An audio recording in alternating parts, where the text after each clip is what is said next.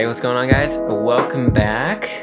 We're gonna do a what's in my camera bag video today.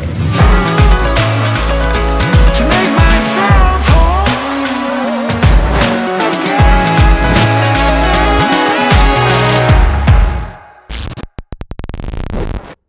Watching YouTube, I watch so many different photographers and videographers on YouTube that I am starting to see somewhat of a trend in terms of like the videos that they post and all this sort of stuff, and I need to start getting on that train because I would really like to grow this business and also grow my channel and other avenues of social media as well. So I'm gonna do a what's in my camera bag. I've never done this one before. I've been shooting for about 2 years now. And professionally only have been shooting for maybe a little under a year. So it's kind of exciting. I've acquired tons of gear over the couple of years. I haven't used all of it necessarily, haven't had the need to, but hopefully we'll be able to use more of my gear moving forward. So why don't we dive in here? All right, so this bag right here is the bag that I use. It is the Tarium Pro from Amazon. I was looking at different camera bags when I was first starting out, and I had a Decline camera bag that was a little bit smaller. I don't really actually remember what the specs are, like in terms of how many liters this holds, but this has definitely seen some action. I'm really happy about this bag. But why don't we dive in? So, first little piece that I tend to use is this Cam XR Pro. Now, I haven't been using it a whole lot this summer, but during the winter time when I'm free skiing and filming buddies and or clients skiing, snowboarding, that sort of thing, I definitely use this almost every single day. Oh, that's heavy. It's one of their cheaper ones. I think I got this for around $250, maybe a little less. I really like the way that it balances and it's not that difficult. At the same time, I do have a Manfrotto head on the top so that I'm not constantly having to unscrew the camera. That's the only thing that is quite annoying. So having the plate adapter on the top is important. And yeah, so this is my usual go-to gimbal is the Cam XR Pro. Go on the top here. All right, so this is the Canon 100-400 USM 4.5 to 5.6. Now I don't normally, I guess I wouldn't say I normally use this. It's definitely seen some days. Had it rented out, and unfortunately the renter cracked the hood, but luckily nothing that a little bit of duct tape won't fix. Gives it a little bit of character. I kind of like the way that it looks now. But this thing has been a beast of a lens, especially during like skate competitions or whenever I am filming skating. This has really helped me get the shots that I need because I can't be on the course and I can't be constantly running back and forth to get shots of certain obstacles and certain features. So this thing has really saved me in those situations. Why don't we go on the front here? We'll get to the good stuff later. Always carrying a flat head. I use this pretty much for the glide cam. If I fall or I hit something a little bit by accident, it will come a little loose. I need to tighten it up. So always carry some sort of flathead or a multi-tool, which I also have in here. External batteries, this Goal Zero one is really, really nice. And then I got an Anchor one from Amazon. Carrying external batteries for my phone and any other sort of batteries that need to be recharged in the field. And as I was saying, I always carry a Leatherman, some sort of multi-tool that has a knife, Phillips head, flat heads, etc. And it's really useful. You can use it as a hammer sometimes. You need to like hammer something down. I know most people usually do this on like a nice table, but I'm not to that point yet. I am still starting out and my studio is my room, so not a whole lot of space. The other things that I have, 3 extra LPE 6N batteries for my 90D, and then I have some Bnd filters for my DJI Mavic Air 2 that comes with the Fly More combo. All right, now to the good stuff, where I might actually just sit down. Okay, so all in all, this pack, I've never put it on the scale, but man, when you're biking or hiking or going anywhere, this is definitely heavy. I do wish I could downsize a little bit, but for what I shoot, and I need to have all these things for right now. Another thing that I have is this Rode video mic. I've had this for about 3-ish years now. I used to use it for my GoPro 4 that had the audio jack in it, so or an audio jack adapter, and I could connect this to it. Decent shotgun mic for the price. I think it's like $150. Yeah, pretty solid.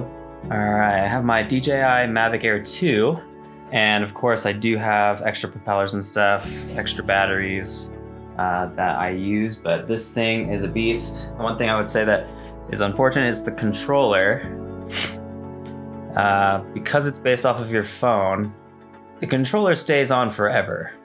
But the battery on my phone dies very, very fast. So obviously, I just ordered a new phone. I'm getting the iPhone 13 mini.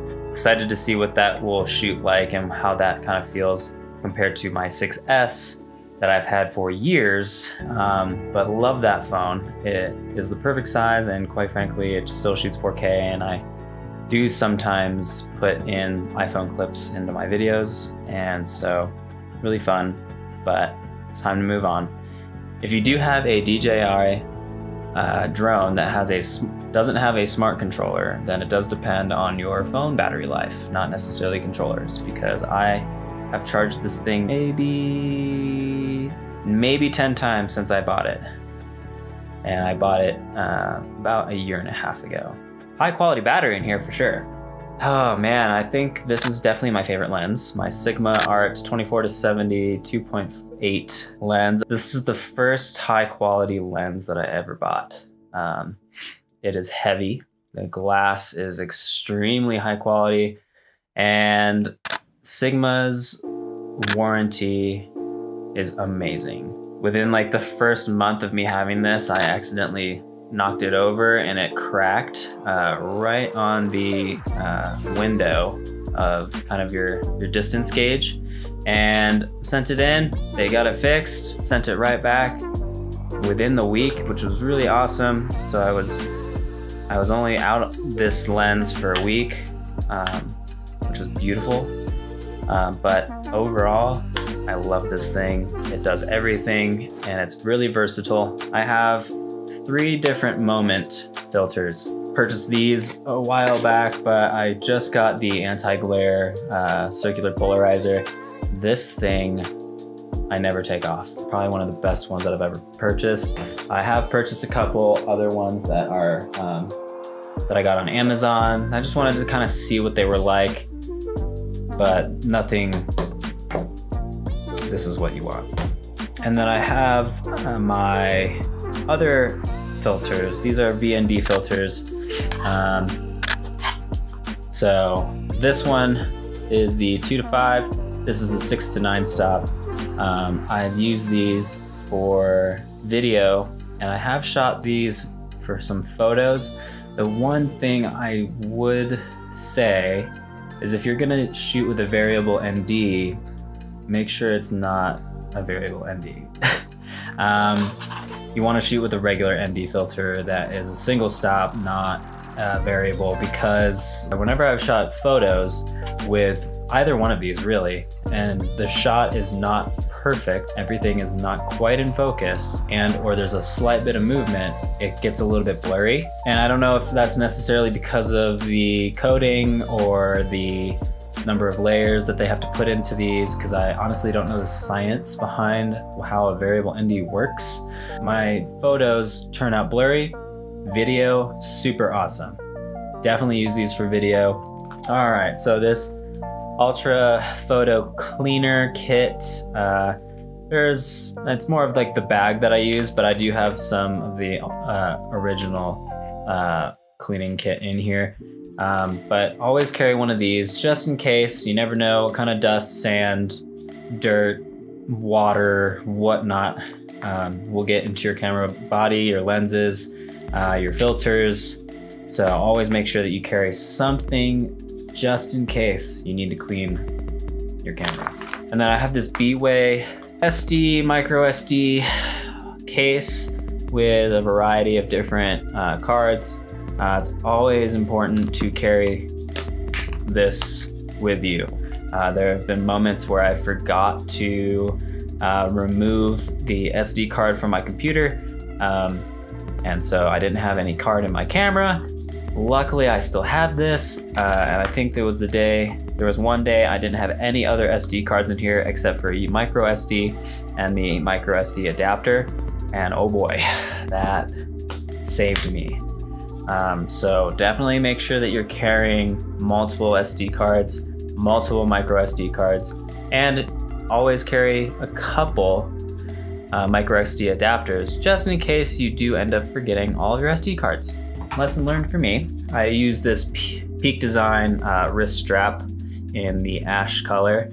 I really like the kind of brown on gray look in terms of the strap, but this thing is so awesome. Not only is it a wrist strap, but you can kind of wear it like a bracelet. There's a magnet on the bottom and within the leather piece. So whenever you're not using your camera, you can take your camera off, put it somewhere else, kind of relax. Then when you need to shoot, you just basically clip it onto the adapter here, and there you go. So really important to have some sort of strap to hold your camera. Shooting freehand as well, I think I like using this strap over like an actual leash because I have free movement. And just in case I accidentally do drop it, it's, safe. But I suggest getting some sort of strap to hold your camera. It's really important just to protect your gear. I use this Canon 90D as my primary shooter. I'm using the M50 currently as a studio camera with a bunch of different accessories on there. And everything that I'm mentioning will be in the links below. Check them out. If you have any questions or comments about them, please let me know. But I use this Canon 90D. It has been one heck of a beast.